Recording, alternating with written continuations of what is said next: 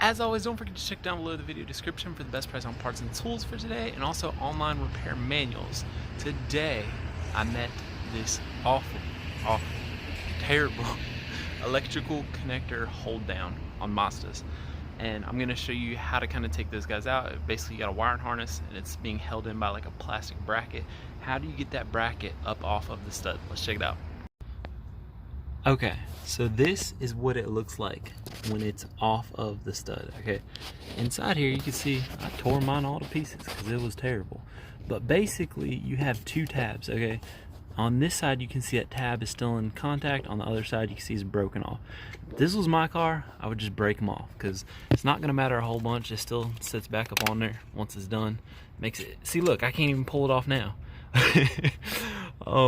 But I imagine Mazda makes some sort of special tool or is an aftermarket tool to make it easier, or you just stick two things down in there. But this is how I did it. Okay, I took a long pick.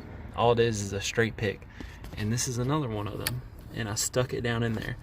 I would break the one side and then stick the other side down in there. Okay, and then once you do that, it'll release it.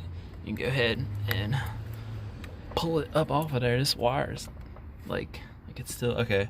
Yeah, that bracket over there is still kind of letting it, or rather not letting it be free. But this would make it so that you can pull all the way up off of there. It's awful, man. It's just freaking awful. Okay, we're off. Cool.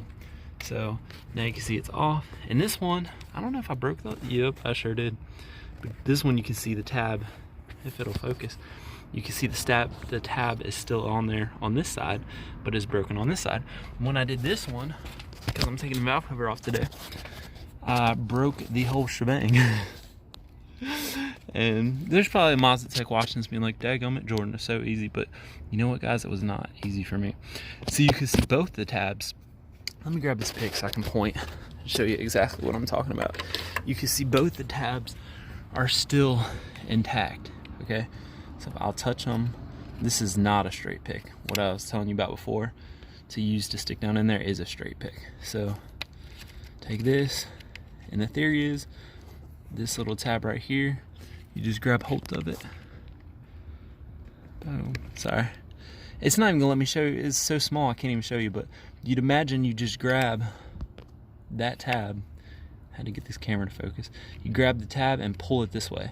By putting the straight pick down in there, what you're doing is you're pushing it this way to release it from holding onto the threads on the stud. And by breaking the other side, then that side's free too. I'm not suggesting that you should do this.